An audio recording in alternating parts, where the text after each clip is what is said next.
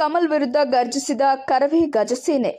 ರಬಕವಿ ಬನಹಟ್ಟಿ. ಕರ್ನಾಟಕ ಕನ್ನಡ ಬಗ್ಗೆ ಸಾಕಷ್ಟು ಇತಿಹಾಸ ಹೊಂದಿರುವ ಕನ್ನಡ ಭಾಷೆ ಬಗ್ಗೆ ಬಹಳ ಹಗುರವಾಗಿ ಮತ್ತು ಕನ್ನಡ ತಮಿಳಿನಿಂದ ಹುಟ್ಟಿರುವುದು ಎಂದು ಹೇಳಿಕೆ ನೀಡಿದ ಬಹುಭಾಷಾ ಚಿತ್ರನಟ ಕಮಲ್ ಹಾಸನ್ ಕೂಡಲೇ ಕ್ಷಮೆ ಯಾಚಿಸಬೇಕು ಎಂದು ಆಗ್ರಹಿಸಿ ಬಾಗಲಕೋಟೆ ಜಿಲ್ಲೆಯ ರಬಕವಿ ಬನಹಟ್ಟಿ ತಾಲೂಕಿನ ರಬಕವಿಯ ಶಂಕರಲಿಂಗ ದೇವಸ್ಥಾನದ ಹತ್ತಿರ ಕರ್ನಾಟಕ ರಕ್ಷಣಾ ವೇದಿಕೆ ಗಜಸೇನೆ ಸಂಘಟನೆಯಿಂದ ಪ್ರತಿಭಟನೆ ನಡೆಸಿದರು.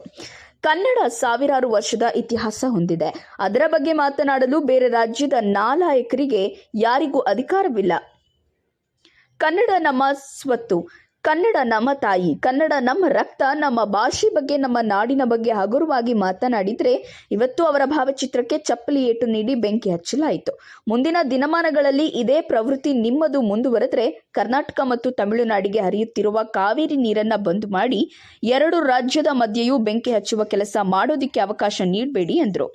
ಕನ್ನಡ ಭಾಷೆ ಬಗ್ಗೆ ಹಗುರವಾಗಿ ಮಾತನಾಡಿದ ತಮಿಳು ನಟರಿಗೆ ತಮಿಳು ರಾಜ್ಯಕ್ಕೆ ಕರ್ನಾಟಕ ಸರ್ಕಾರ ತಕ್ಕ ಪಾಠ ಕಲಿಸಬೇಕು. ಕರ್ನಾಟಕದಲ್ಲಿ ಇತರ ಭಾಷೆ ಚಲನಚಿತ್ರ ಬಿಡುಗಡೆ ಯಾವುದಕ್ಕೂ ಅನುಮತಿ ನೀಡಬಾರದು.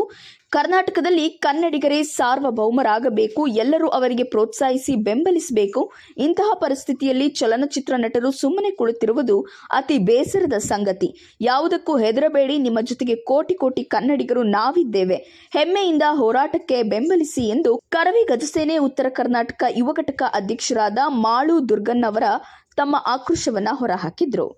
ಕನ್ನಡ ಭಾಷೆಯ ಬಗ್ಗೆ ಹಗುರವಾಗಿ ಮಾತನಾಡಿದ ತಮಿಳುನಾಡು ಕಮಲ್ ಹಾಸನ್ ಕ್ಷಮೆಯಾಚನೆ ಮಾಡದೆ ಹೋದರೆ ಮುಂದಿನ ದಿನಮಾನಗಳಲ್ಲಿ ಕರವೇ ಗಜಸೇನೆ ಉಗ್ರ ಹೋರಾಟಕ್ಕೂ ಸಿದ್ಧರಿದೆ ಎನ್ನುವ ಮುನ್ನೆಚ್ಚರಿಕೆ ಮಾತನಾಡಿ ಕರ್ನಾಟಕ ಸರ್ಕಾರವು ಅವರ ವಿರುದ್ಧ ಯಾವುದೇ ಮುಲಾಜಿಲ್ಲದೆ ಕ್ರಮ ತೆಗೆದುಕೊಳ್ಳಬೇಕು ಎಂದು ಆಗ್ರಹಿಸುತ್ತದೆ ಎಂದರು. ಈ ಹೋರಾಟದ ಸಂದರ್ಭದಲ್ಲಿ ತಾಲೂಕು ಅಧ್ಯಕ್ಷ ಮಹಮ್ಮದ್ ಹುಸೇನ್ ಲೆಂಗ್ರಿ, ಉಪಾಧ್ಯಕ್ಷ ಶಹನೂರ ಗೋಲಭಾವಿ, ಕಾಡಪ್ಪ ಜಿರಾಳಿ, ಜಿಮಡ ಗ್ರಾಮ ಘಟಕ ಅಧ್ಯಕ್ಷ ಶಿವಪ್ಪ ದೊಡ್ಮನಿ, ಪರಶುರಾಮ ಬೆಕ್ಕೇರಿ, ಗೋಪಾಲ ಪಾಟೀಲ್, ಸಂತೋಷ್ ರಾವಳ, ರಬಕವಿ ನಗರದ ಹಿರಿಯ ಯುವಕರು, ಕರವೇ ಗಜಸೇನೆ ಕಾರ್ಯಕರ್ತರು ಉಪಸ್ಥಿತರಿದ್ದರು.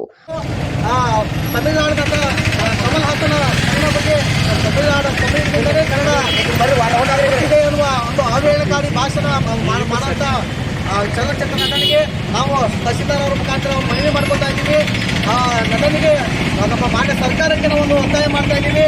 ಸರ್ಕಾರ ತಮಿಳಾಗಿರ್ಬೋದು, ಯಾವುದೇ ಅನ್ಯತರ ಭಾಷೆಗಳ ನಮ್ಮಲ್ಲಿ ಚಲನಚಿತ್ರನ ಬಿಡುಗಡೆ ಮಾಡಬಾರ್ದು. ಆತನಿಗೆ ಕಾನೂನು ಸೂಕ್ತ ಕ್ರಮ ಇದು ಮಾಡಬೇಕು.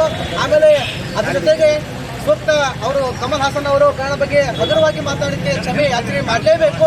ಮಾಡದೆ ಹೋದರೆ ಮುಂದಿನ ದಿನಮಾನಗಳಲ್ಲಿ ಕರ್ನಾಟಕ ರಕ್ಷಣಾ ವೇದಿಕೆ ಗಜಸೇನೆ ಇಡೀ ನಮ್ಮ ಬಾಗಲಕೋಟೆ ಅಷ್ಟೇ ಅಲ್ಲ, ಇಡೀ ರಾಜ್ಯದ ತುಂಬ ಕೋಟಿ ಕೋಟಿ ಕನ್ನಡಿಗರ ಕೆಚ್ಚೆದನ್ನು ಕಡೆಗಣಿಸಿದ್ದಾರೆ.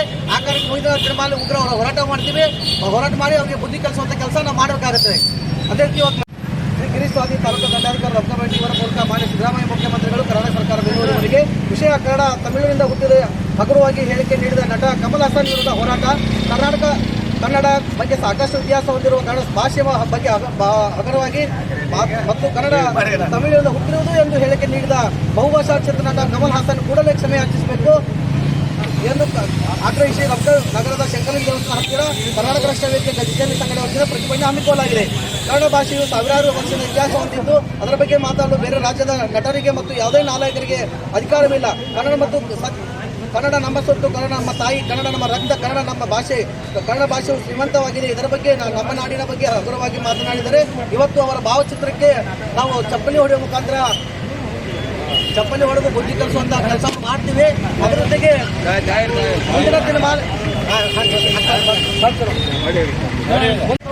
ಮುಂದುವರೆದರೆ ಕರ್ನಾಟಕ ಸರ್ಕಾರ ತಮಿಳುನಾಡಿಗೆ ಹರಿಯುತ್ತಿರುವ ಕಾವೇರಿ ನೀರನ್ನು ಬಂದ್ ಮಾಡಿ ಎರಡು ರಾಜ್ಯದ ಮಧ್ಯೆ ಅವಕಾಶ ಕನ್ನಡ ಭಾಷೆಯ ಬಗ್ಗೆ ಹಗುರವಾಗಿ ಮಾತಾಡುವ ತಮಿಳು ರಾಜ್ಯಕ್ಕೆ ಕನ್ನಡ ಸರ್ಕಾರ ತಕ್ಕ ಪಾಠ ಕಲಿಸಬೇಕು. ಕರ್ನಾಟಕದಲ್ಲಿ ಇತರೆ ಭಾಷೆಯ ಚಲನಚಿತ್ರ ಯಾವುದಕ್ಕೂ ಅನುಮತಿ ನೀಡಬಾರದು.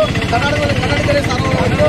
ಎಲ್ಲರವರಿಗೆ ಪ್ರೋತ್ಸಾಹಿಸಿ ಬೆಂಬಲಿಸಬೇಕು. ಇಂತಹ ಪರಿಸ್ಥಿತಿಯಲ್ಲೂ ಚಲನಚಿತ್ರ ಸುಮ್ಮನೆ ಕುಳಿತಿರುವುದು ಅತಿ ಬೇಸರದ ಸಂಗತಿ. ಯಾವುದೇ ಹೆದರಬೇಡಿ.